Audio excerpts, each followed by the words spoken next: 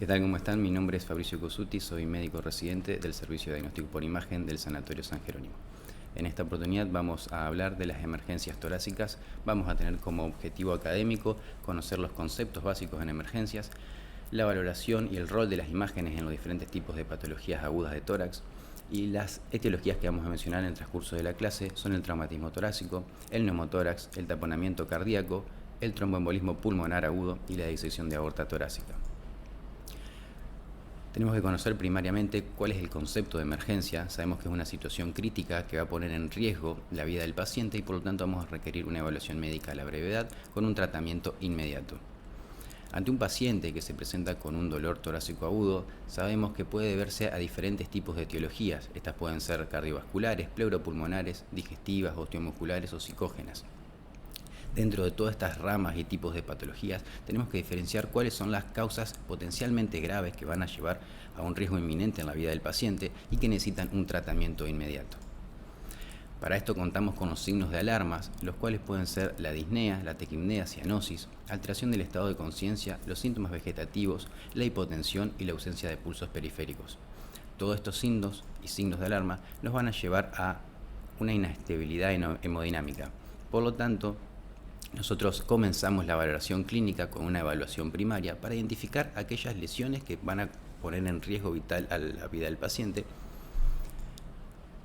Y la idea de una evaluación primaria siempre es estabilizar hemodinámicamente. Siempre y cuando el paciente lo permita, se va a hacer continuamente un interrogatorio. Las medidas iniciales que todos conocemos van a llevar a mantener los signos vitales y estabilizar hemodinámicamente al paciente, y en el interrogatorio no tenemos que olvidar de evaluar las características del dolor, así como los antecedentes patológicos. Tenemos que averiguar si el paciente estuvo institucionalizado, si el paciente estuvo postrado o tiene antecedentes oncológicos o algún antecedente traumático.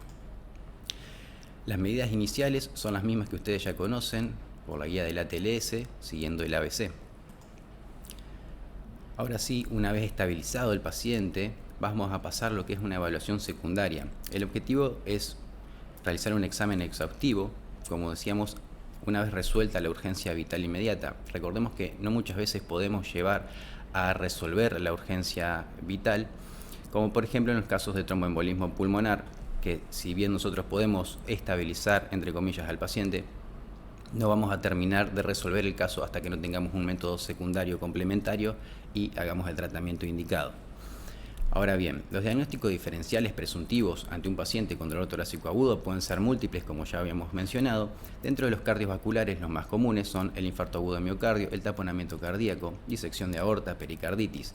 Dentro de los traumatismos torácicos, el neumotórax a tensión, la obstrucción de la vía aérea, rotura traqueal, la lesión de la pared torácica, como por ejemplo fracturas costales o el bolet costal. Las causas pleuropulmonares tenemos el tromboembolismo pulmonar, el neumotórax a tensión, la neumonía, el derrame pleural masivo. Y como causas gastrointestinales que nos pueden dar dolor torácico referido es la ruptura esofágica, la enfermedad de reflujo gastroesofágico y la enfermedad ulceropéptica. Para esto contamos con estudios complementarios para poder evaluar los diagnósticos diferenciales que nosotros presumimos. En este momento es donde tiene gran importancia el rol y la utilización de los métodos de diagnóstico por imagen. Podemos utilizar tanto la ecografía como por ejemplo para evaluar taponamiento cardíaco, o la radiografía o la tomografía, que muchas veces tiene mayor sensibilidad y mayor rédito diagnóstico. El traumatismo torácico es la primera patología que vamos a presentar. Sabemos que es la primera causa de muerte en pacientes jóvenes menores de 45 años y es la segunda causa de muerte en trauma después del traumatismo craneoencefálico. El 90% del traumatismo torácico se va a deber a accidentes de tráfico, y en Argentina tenemos de 7.000 a 9.000 muertes por año. Entre el 70 y el 90% va a estar asociado a un traumatismo múltiple, ¿sí? Además de tener un traumatismo craneoencefálico, torácico o abdominal. Esto nos va a aumentar la mortalidad un 40%. Lo podemos clasificar dependiendo del mecanismo de producción en cerrados, que estos son los más frecuentes, o abiertos. Podemos clasificarlo también por el compromiso de otros sistemas, si está también asociado, como habíamos explicado, a un traumatismo abdominal o un traumatismo encefálico. Sabemos que hay diferentes también picos de mortalidad dependiendo del tipo de patología. A los primeros minutos, las patologías que nosotros tenemos que tener en cuenta que van a llevar a un riesgo inminente de la vida del paciente es la rotura traqueal, la obstrucción de la vía aérea y las lesiones cardíacas. Y en las primeras horas, el neumotórax a tensión, el tórax inestable, la laceración pulmonar extensa. Bien, las patologías traumáticas del tórax que vamos a mencionar en la escala C van a ser las lesiones de la pared torácica, como por ejemplo la fractura costal o el tórax inestable, la contusión o laceración pulmonar, lesiones de la vía aérea, como por ejemplo la rotura traqueal, el traumatismo cardíaco, haciendo mayor hincapié en lo que es el taponamiento cardíaco y el neumotórax. Bien, vamos a empezar a hablar entonces de las lesiones de la pared torácica. Como dato sabemos que las fracturas costales, cuando se producen a niveles altos, se van a asociar a una lesión de los grandes vasos o del árbol traqueobronquial. Y las lesiones bajas van a estar asociadas mayormente a lo que son lesiones de los órganos sólidos abdominales, como por ejemplo el vaso del lado izquierdo y el hígado del lado derecho. Esto nos va a traer una clínica que es dolor e hipoventilación en el paciente. Ahora bien, en el tórax inestable se va a deber a múltiples fracturas costales en 2 o más focos de costillas contiguas. Y clínicamente se va a manifestar con una ineficaz expansión torácica, generalmente producto del dolor que genera esto, y puede asociarse también a lesiones del parénquima pulmonar, como la contusión o la laceración pulmonar. Tenemos que tener en cuenta que si bien las lesiones de la pared torácica no ponen en riesgo la vida del paciente de forma inmediata, tenemos que tenerla en cuenta porque es una lesión muy común y que se va a presentar en el 50% de los traumatismos torácicos. Bien. Vamos a empezar con la valoración imagenológica de tipos de las lesiones de la parrilla costal. La radiografía de tórax es el primer método diagnóstico, pero tenemos que tener en cuenta que va a pasar por alto hasta el 50% de las fracturas costales, incluso en las proyecciones que son dedicadas a evaluar las fracturas. ¿Qué es lo que vamos a buscar en una placa o una radiografía de tórax? El trazo de fractura, que lo vamos a ver como una línea radiolúcida de la costilla que nos va a producir una solución de continuidad. También lo que tenemos que ver es el número de costillas afectadas o comprometidas y si hay o no lesión pulmonar asociada. Como ven en esta placa de tórax frente, vamos a ver a nivel del 7º y 8º arco costal posterior derecho, vamos a ver este trazo radiolúcido que nos indica fractura costal y vemos asociado a la presencia de un neumotórax con un colapso del parénquima pulmonar adyacente. Bien, otro método diagnóstico muy importante y con mayor rédito es la ecografía de la parrilla costal. Como decíamos, es más sensible, más específico que la radiografía convencional y nos va a ayudar a detectar fracturas que muchas veces se pueden localizar en el cartílago costal y que se ven ocultas radiográficamente. También nos permite evaluar el parénquima pulmonar subyacente. Vamos a ver a la ecografía como una discontinuidad de la tabla ósea anterior y podemos llegar a encontrar asociado colecciones líquidas. En la ecografía que vemos en la imagen de la izquierda vemos una ecografía de la parrilla costal, un corte longitudinal y a la derecha un corte transversal del mismo paciente, indicando con la línea amarilla vemos un trazo o una discontinuidad de la tabla ósea anterior. Bien. En la imagen que tenemos abajo, además de la discontinuidad de la tabla ósea anterior, vemos que con la línea vertical nos indica un área de como si fuese una colección heterogénea que nos está hablando de un hematoma subyacente al sitio de la lesión. Ahora bien, la tomografía de tórax también es muy útil y va a tener mayor sensibilidad para localizar este tipo de lesiones, tanto óseas como cartilaginosas. Va a tener, como decíamos, mayor sensibilidad para también evaluar las lesiones pulmonares asociadas. Y también nos va a servir para evidenciar lesiones ocultas, como por ejemplo lesiones que se forman en el arco costal posterior, que muchas veces es imposible verlo con ecografía o con la radiografía. Nos va a permitir también hacer una reconstrucción volumétrica de las estructuras óseas. Bien, en esta tomografía que estamos viendo, un corte axial de una tomografía de tórax en ventana mediastinal, vamos a ver la presencia de un trazo de fractura a nivel del cartílago costal asociado a burbujas aéreas en lo que es el tejido celular subcutáneo, y también podemos llegar a ver asociado el derrame pleural leve que estamos viendo aquí. Ahora, utilizando una ventana pulmonar, vemos las mismas lesiones, pero con mayor detalle podemos ver las burbujas aéreas que se encuentran en el tejido celular subcutáneo, y adyacente al sitio de lesión vemos un área de aumento de la densidad parenquimatosa, manifestándonos lo que es una contusión pulmonar a dicho nivel. En la imagen que tenemos a la derecha de la pantalla vemos una reconstrucción volumétrica de las estructuras óseas, y si se fijan bien, a este nivel se ve el trazo de fractura a nivel del cartílago costal. Esto es muy importante, más que nada para cuando nosotros tenemos que dar alguna devolución a un médico, a un cirujano cardiotorácico o a un traumatólogo. Le sirve mucho para la parte de la organización de una cirugía y para poder entender mejor la imagen. Como les decía, que hay veces que la tomografía nos sirve para evidenciar lesiones ocultas. Este es el caso de esta tomografía que estamos viendo, una fractura a nivel de la articulación costovertebral, donde vemos este trazo de fractura completo que va a pasar desapercibido seguramente en radiografía o en ecografía. Bien, vamos a pasar a hablar de lo que son las contusión pulmonar. En la radiografía inicial de tórax puede ser normal, ya que estas lesiones pueden aparecer recién a las 4 o 6 horas después del traumatismo y se van a hacer más evidentes después de las 24 horas.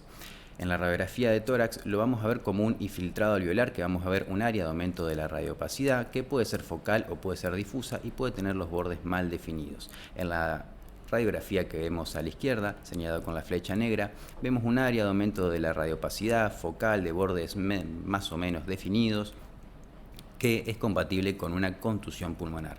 Lo mismo que vemos en la placa de la derecha, vemos un área de aumento de la radiopacidad con broncogramas aéreos en su interior, como si fuese un área consolidativa que ocupa el tercio medio e inferior del hemicampo derecho, compatible también con una contusión pulmonar. Siempre es importante recabar los datos, los antecedentes, si este paciente tuvo o no un traumatismo, porque este tipo de imágenes puede ser muy similar a procesos infecciosos inflamatorios, por ejemplo.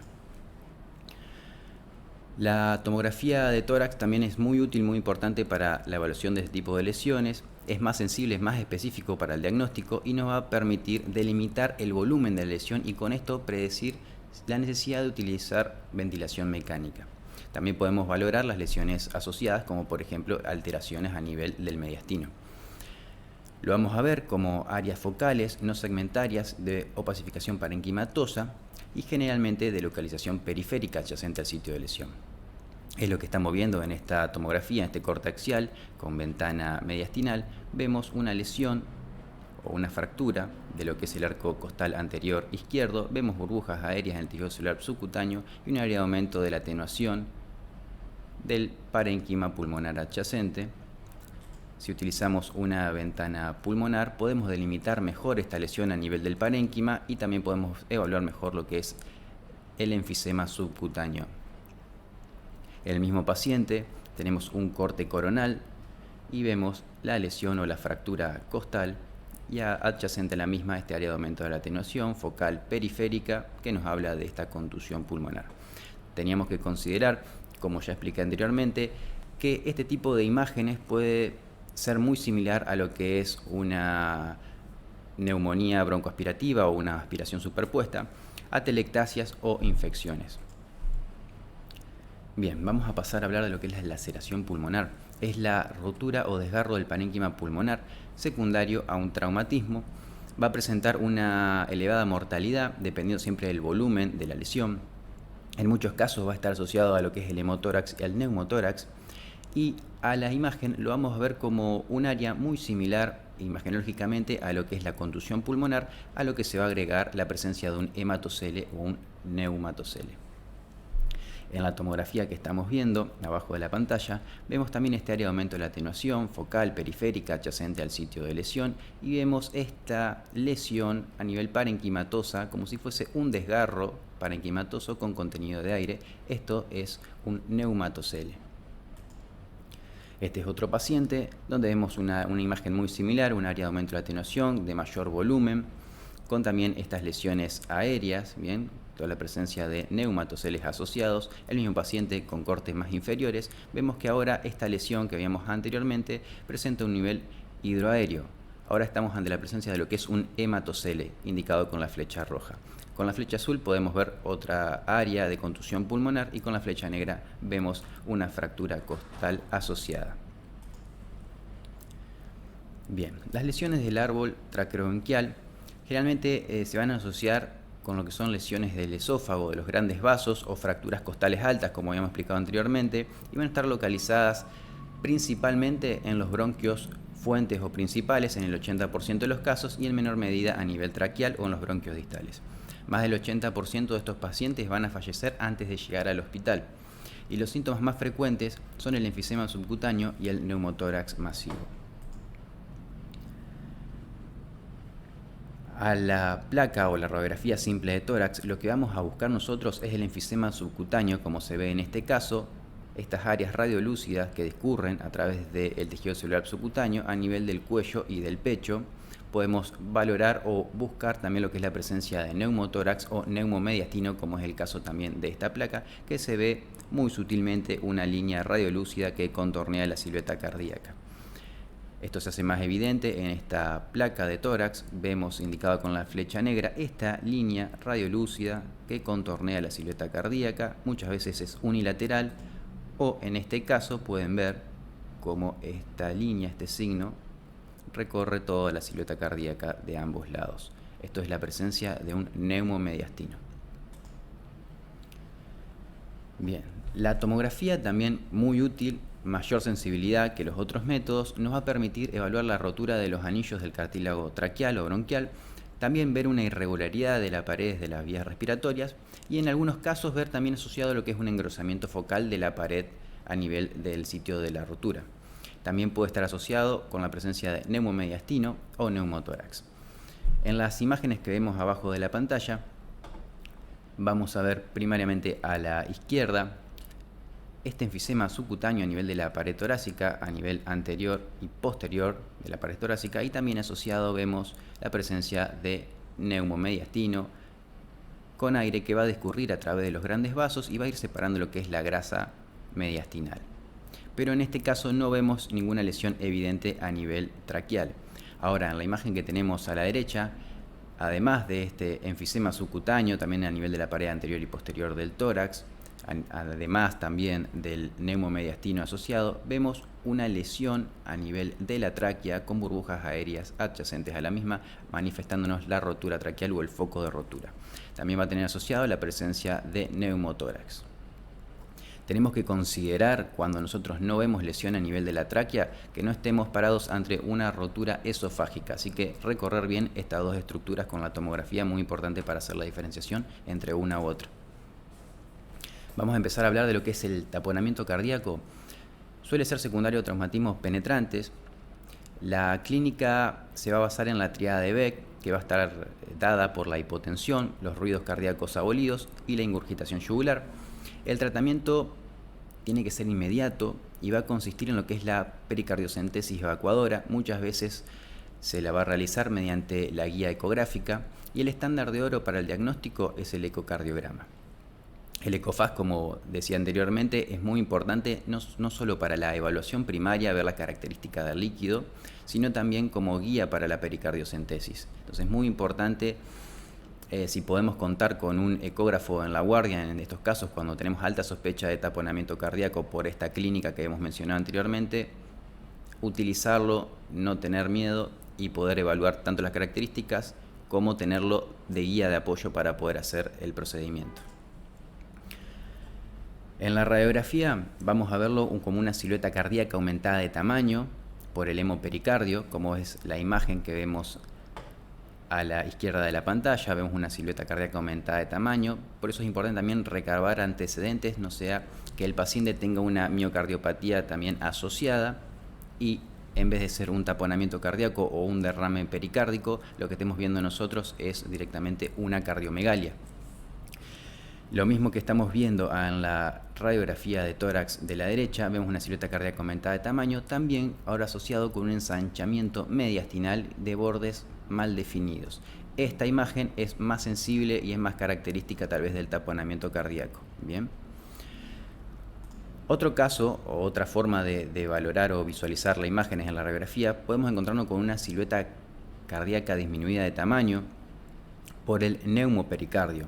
Y vamos a ver lo que es el signo del doble pericardio, como es la imagen que tenemos a la izquierda, señalado con la flecha roja. Vemos esta línea radiopaca que va a seguir el contorno de la silueta cardíaca, y entre medio de estas dos vemos la presencia de aire. Bien, esto es el signo del doble pericardio con la presencia de neumopericardio en su interior. Lo mismo que vemos en la imagen de la derecha, pero ahora contorneando a toda la estructura o todo lo que es la silueta cardíaca, vemos el signo también del doble pericardio con la presencia de aire a nivel del espacio pericárdico. La ecografía, y en algunos casos la ecografía FAST, nos va a permitir valorar la presencia, la cantidad del líquido que nosotros tenemos en la cavidad pericárdica, así como también la característica de este líquido. Una persona que ya tiene experiencia con la ecografía puede llegar a diferenciar si esto lo que estamos viendo dentro del pericardio es exudado o es presencia de sangre en la cavidad pericárdica.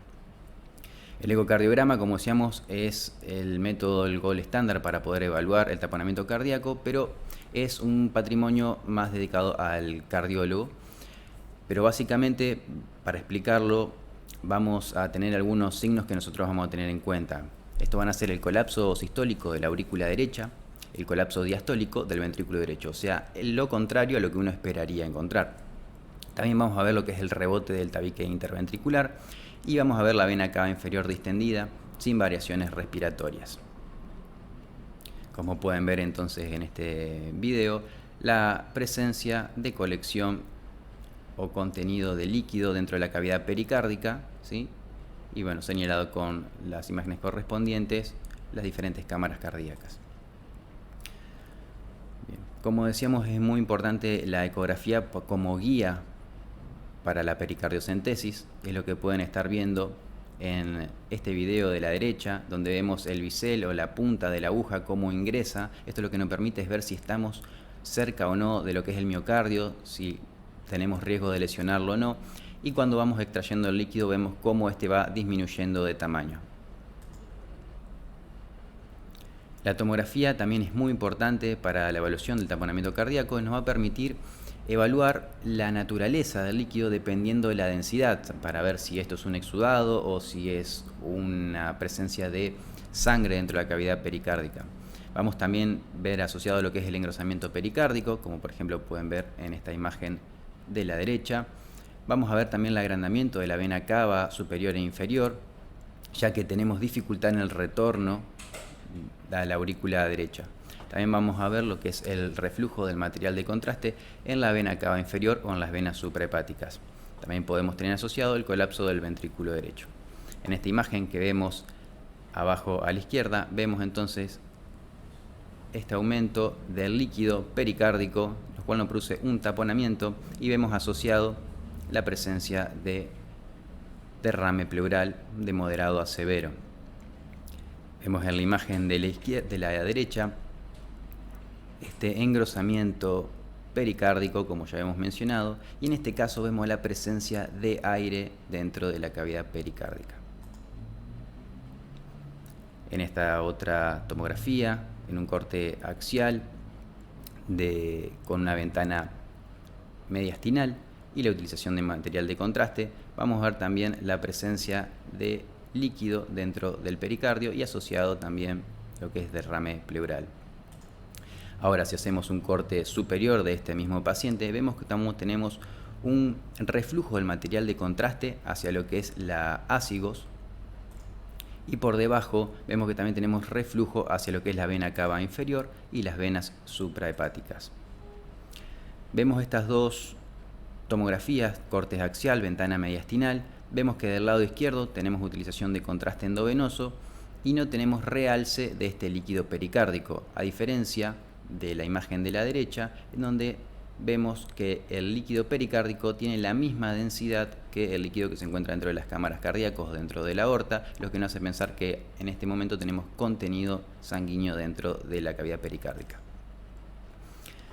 Bien, Empecemos a hablar de lo que es entonces el neumotórax. Es la presencia de aire en la cavidad pleural que va a provocar mayor o menor grado de colapso pulmonar. Sabemos que las etiologías pueden ser primarias cuando no tenemos una causa subyacente o una alteración del parénquima pulmonar, secundarios cuando tenemos alguna alteración o una patología asociada, como por ejemplo enfisemas o la presencia de bullas. También puede darse por un traumatismo. Lo vamos a clasificar como neumotórax simple cuando no tenemos compromiso hemodinámico, neumotórax a tensión cuando tenemos alteración del estado hemodinámico y gran colapso del parénquima pulmonar adyacente, y un neumotórax abierto, que posteriormente, si no se trata, podemos llegar a tener un neumotórax a tensión. La valoración imagenológica de este tipo de lesiones, con la radiografía simple de tórax, vamos a ver una hiperclaridad pulmonar, así como también la pérdida de una trama vascular, el colapso pulmonar con la línea pleural visceral, como pueden ver en las radiografías que tenemos abajo de la pantalla, y la elevación del hemidiafragma y desviación del mediastino hacia el lado contralateral. Este último detalle, este último signo, lo vamos a ver cuando tengamos un neumotórax masivo. Como pueden ver entonces, aquí hay dos radiografías de tórax del mismo paciente, una en inspiración, otra en expiración, y fíjense en cómo podemos delimitar mejor esta línea de la pleura visceral y cómo podemos ver este área de hiperclaridad sin vascularización, sin trama vascular. Entonces, el concepto que nosotros tenemos que tener en cuenta es que la radiografía de tórax para evaluar un neumotórax tiene que ser en expiración. Vemos esta otra radiografía en donde vemos este área de aumento de la hiperclaridad pulmonar, vemos un colapso, gran colapso del parénquima pulmonar adyacente, lo que estamos ante un neumotórax masivo, y ahora sí vemos una sutil desviación de la línea media o de lo que es el mediastino hacia el lado contralateral, con un aumento de la radiopacidad o de la vascularización de la trama vascular del lado contralateral también. Recordemos entonces, en las placas, la radiografía de tórax se deben hacer en expiración. Bien. La ecografía pleural también es un método muy utilizado, necesario para poder evaluar lo que es el neumotórax. Va a tener mayor sensibilidad que la radiografía. Vamos a poder evaluarlo con imagen en 2D, así como también en modo M. Y los hallazgos que vamos a ver en una imagen 2D es un deslizamiento pleural negativo, o sea que no vamos a tener un movimiento normal del parénquima pulmonar. Vamos a ver también asociado a lo que es la presencia de líneas B o cola de cometa, que ahora voy a mencionar, y la hepatización pulmonar también cuando se encuentra asociado a lo que es el derrame pleural. Vemos entonces estas dos imágenes, estos dos videos que tenemos en la parte inferior de la pantalla, en modo 2D. Vemos que del lado izquierdo tenemos un tórax normal, un pulmón normal. Como ven, esta línea hiperecogénica nos representa a la pleura, y vemos todo por debajo de esta el parénquima pulmonar, y ven cómo hay un movimiento normal del mismo. En cambio, cuando tenemos un neumotórax, vemos que si bien tenemos esta línea ecogénica que nos representa la pleura parietal, vamos a ver que no hay movimiento a este nivel, y el único movimiento que vemos es este, donde vemos un parénquima pulmonar colapsado con estas líneas B, que son imágenes ecogénicas que van a comenzar en lo que es la pleura visceral y se van a extender verticalmente hacia el parénquima pulmonar, lo que nos habla de un compromiso de el parénquima pulmonar adyacente. Ahora vemos lo que es una ecografía en modo D también, y vemos este colapso del parénquima pulmonar y cómo se encuentra asociado a la presencia de derrame pleural, y vemos estas áreas ecogénicas en su interior. Es la manifestación ecográfica del broncograma aéreo, y ven cómo el parénquima pulmonar va a tomar un aspecto muy similar a lo que es el hígado. A esto se lo llama hepatización pulmonar. Bien, también podemos evaluar la presencia del neumotórax con el modo M. Vemos en la imagen que tenemos a la izquierda lo que es el signo de la playa, en que va a consistir en esta primera porción que están viendo va a representar lo que es la caja torácica en sí, y en este momento no tiene que haber movimiento de la caja torácica, sí tiene que haber movimiento de lo que es el parénquima pulmonar adyacente. Entonces vemos que acá se produce movimiento porque vemos estas imágenes como si fuesen un granulado a lo que se llama la arena, y en esta parte superior, como no hay movimiento, vemos estas líneas que recurren horizontalmente, que es lo que se lo considera el mar, por eso signo de la playa. Con respecto a la imagen que tenemos a la derecha, vamos a ver que no hay movimiento tanto en la caja torácica, que está representado en esta primera porción de la pantalla, ni tampoco vamos a tener movimiento en lo que es el parénquima pulmonar. Por eso tenemos todas estas líneas generando lo que es el signo del código de barras. Otro método diagnóstico para la valoración de lo que es el neumotórax es la tomografía de tórax. Sabemos que es el gold estándar para la evaluación o el diagnóstico de esta patología. Nos va a servir para evidenciar en muchos casos un neumotórax oculto y evaluar las patologías preexistentes o asociadas que puede llegar a tener el paciente. Como ven entonces en esta tomografía un corte axial en ventana pulmonar, esta imagen que tenemos a la izquierda, vemos la presencia de una fractura costal con burbujas en el tejido celular subcutáneo, mostrándonos lo que es el enfisema subcutáneo asociado, y la presencia de neumotórax del hemicampo derecho. La imagen que vemos a la derecha de la pantalla, vemos también lesiones que ya asociadas al paciente, que ya las trae, como por ejemplo la presencia de bullas o enfisema, como podemos ver en estas áreas. También tenemos asociado entonces la presencia del neumotórax, probablemente de origen de una ruptura de estas bullas que vemos periféricas. Este es otro paciente, una tomografía en un corte axial con ventana pulmonar. Vemos también la presencia del neumotórax leve a nivel de los ápices o el vértice pulmonar, lo mismo que estamos viendo en esta tomografía del mismo paciente con un corte coronal donde vemos un neumotórax leve y la presencia de estas bullas periféricas, así que podemos inferir que probablemente sea por rotura de las mismas la que producen este neumotórax. Bien, vamos a empezar a hablar de lo que es el tromboembolismo pulmonar. Sabemos que es la oclusión embólica del sistema arterial pulmonar. Generalmente se va a asociar o va a tener antecedentes de inmovilización o cirugía reciente, o pacientes con antecedentes de neoplasia o uso de hormonas o episodios de tromboembolismos previos. Todo este tipo de antecedentes nos tiene que hacer sospechar que estamos ante esta patología. El 90% del tromboembolismo se va a producir en lo que es en el sistema venoso profundo y vamos a tener signos de trombosis venosa profunda generalmente en los miembros inferiores de donde se produce. Vamos a tener también lo que es la alteración del electrocardiograma, y este tipo de patología puede presentarse desde asintomática y ya venir un paciente con un tromboembolismo pulmonar crónico, como también presentarse directamente con un shock cardiogénico. Así que la presentación de este tipo de patología es muy amplia. Como decíamos, puede ser aguda o crónica, justamente por lo que acabamos de explicar, y el 80% de los émbolos se van a resolver alrededor de los 30 días con el tratamiento adecuado. Vamos a empezar entonces a evaluar la valoración imagenológica a través de la radiografía simple de tórax. Más que nada nos va a servir para excluir otro tipo de patología, que no estemos ante la presencia de un neumotórax masivo o que no tengamos un proceso infeccioso inflamatorio asociado, una neumonía, porque los signos que nosotros vamos a encontrar en la radiografía de tórax van a ser poco sensibles, muy sutiles.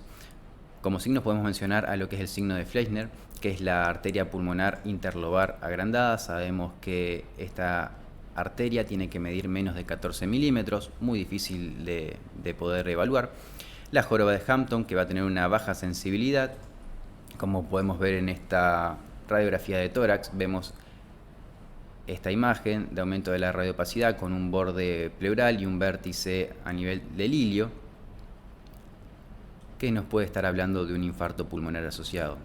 El signo de Westermarck también es un signo con muy baja sensibilidad, y lo que nos va a mostrar son áreas de disminución de la radiopacidad, con disminución también de lo que es la trama vascular, y nosotros podemos interpretar que hay una disminución del aporte sanguíneo a dicha región. La tomografía de tórax con contraste endovenoso es el método y el gol estándar para poder evaluar este tipo de patologías, además del centellograma que también es utilizado. Lo que nos va a permitir la tomografía es evaluar los defectos de relleno endovasculares. Podemos ver ante la presencia de un trombo agudo, es un trombo que se va a generar a nivel central, se va a localizar a nivel central con un pasaje filiforme del contraste a nivel periférico, y los trombos crónicos van a ser generalmente periféricos, van a estar adheridos a la pared de la arteria, van a generar una irregularidad de la íntima y muchas veces calcificaciones. También podemos evaluar con la tomografía áreas de infarto pulmonar que puedan tener asociado y dilatación de la arteria interlobar, como también pudimos ver en la radiografía de tórax. En esta tomografía de tórax, un corte axial en ventana mediastinal con la utilización de contraste endovenoso, vemos estas áreas de defecto de relleno endovasculares a nivel de las arterias lobares. Lo vemos que es un trombo central en el cual pasa contraste a nivel periférico, lo cual podemos decir que estamos ante un tromboembolismo agudo. Mismo paciente, cortes inferiores, vemos cómo también compromete a los ramos segmentarios, como pueden ver, estas áreas de defectos de relleno. Bien, y seguimos con cortes más inferiores de este paciente, y ahora vemos un área de aumento de la atenuación, de aspecto consolidativa, con base torácica o pleural y un vértice iliar, lo que nos hace pensar que estamos ante un área de infarto pulmonar, lo mismo que veíamos en la radiografía de tórax, que lo consideramos como un signo de la joroba de Hampton. Otro paciente donde vemos esta área de defecto de relleno que va a discurrir a través de lo que son los ramos principales de las arterias pulmonares, derecho e izquierdo, y también van a comprometer lo que son los ramos lobares y segmentarios. El mismo paciente con ventana pulmonar, además de poder evaluar las áreas de defecto de relleno, vamos a poder evaluar también el parénquima pulmonar, y en este caso vemos cómo tenemos también áreas de atrapamiento aéreo asociados. Bien, último tema, vamos a hablar de lo que es la disección de aorta torácica. Sabemos que la acumulación de sangre en la capa media de la pared arterial se va a producir por un desgarro o una úlcera penetrante en la íntima, con una posterior formación de una luz falsa, y generalmente los factores de riesgo para este tipo de patologías es la hipertensión, la aterosclerosis, la cirugía coronaria reciente y el síndrome de Marfan. Lo podemos clasificar en dos grandes grupos que pueden ser utilizando la clasificación de Stanford y la clasificación de Bakke. La más común, la más utilizada, más aceptada es la clasificación de Stanford. Como pueden ver en esta imagen, a la derecha vamos a clasificarla en tipo A, tipo B, dependiendo si la disección comienza en la aorta ascendente y continúa por callado hacia la aorta descendente, o comienza después de lo que es la emergencia de la arteria subclavia izquierda. Estamos ante la presencia entonces de una disección de aorta tipo B según la clasificación de Stanford. Bien, ¿cómo vamos a ver imagenológicamente este tipo de lesiones? En este caso no vamos a hablar de lo que es la radiografía de tórax, ya que tiene muy poca sensibilidad para evaluar este tipo de lesiones. Entonces vamos a pasar a hablar de la tomografía de tórax con contraste, que es el gol estándar para poder evaluar esto. Vamos a tener una sensibilidad y una especificidad que van a llegar muy cercanas a lo que es el 100%. Vamos a ver la presencia de un doble lumen, como pueden ver en este esquema que tenemos a la derecha, el flap miointimal y la dilatación de la aorta. Bien, como pueden ver entonces en esta imagen, vamos a tener un lumen falso, un lumen verdadero, vemos el flap miointimal y el área de perforación. Lo importante en la tomografía de tórax es diferenciar si tenemos un lumen verdadero, cuál es el lumen verdadero y cuál es el lumen falso. Bien, entonces tenemos que tener ciertas características que nos van a ayudar a poder definir esto. El lumen verdadero va a presentar una luz más pequeña, podemos ver también lo que son calcificaciones de la pared, y va a continuar con la raíz de la aorta. O sea, si nosotros empezamos a ver la aorta desde su nacimiento y continuamos vamos a poder ver que el lumen verdadero se va a continuar con la misma. Y generalmente en el lumen verdadero se va a originar lo que es el tronco celíaco, la arteria mesentérica superior y la arteria renal derecha. En el lumen falso vamos a ver que es una luz de mayor tamaño, que va a tener menor densidad por una pacificación del contraste más retardada, va a tardar el contraste en llegar a dicho lugar. Vamos a tener también lo que es el signo del pico, que voy a explicar posteriormente, el signo de la telaraña y el trombo crónico que también puede formarse. Bien. Como pueden ver entonces en estas dos tomografías, en corte axial, ventana mediastinal, con la utilización de material de contraste, vemos disección de aorta que comienza a nivel ascendente de la aorta ascendente y continúa a nivel de la aorta descendente. Fíjense cómo podemos diferenciar la luz verdadera de la luz falsa, ¿sí? Con menor contenido de contraste en su interior, además es más pequeña, son todos datos que nos van a ir orientando. Entonces en este paciente estamos ante una clasificación de Stanford tipo A. Diferente a la imagen que tenemos a la derecha, también vemos una disección de aorta, pero en este caso comienza a nivel de la aorta descendente, entonces estamos ante una clasificación de Stanford tipo B. Bien. Estas imágenes son tomografías de tórax, corte axial, las tenemos amplificadas para poder evaluar mejor las lesiones o los signos que nosotros tenemos que tener en cuenta para diferenciar si estamos ante una luz verdadera o una luz falsa. Como pueden ver en la imagen de la izquierda, resaltado con esta línea roja, vemos el flap miointimal, vemos también cómo tenemos la presencia de una luz más pequeña, que es la verdadera, con mayor contenido de contraste en su interior, y una luz falsa más grande, con menor densidad de contraste, y vemos lo que es el signo del pico. Generalmente la luz falsa tiende a terminar en un ángulo agudo, generándonos este signo. También en la imagen que vemos a la derecha de la pantalla, vemos el signo de la telaraña, que son colgajos que no terminan de romperse de la íntima, que nos pueden y que se van a encontrar generalmente en la luz de mayor tamaño, conocidos entonces como es el signo de la telaraña. Muy bien, eso fue todo. Cualquier duda o consulta lo pueden hacer a través del entorno virtual o pueden también hacer sus preguntas a través de nuestra cuenta de Instagram que dejamos abajo de la pantalla. Eso es todo, muchas gracias.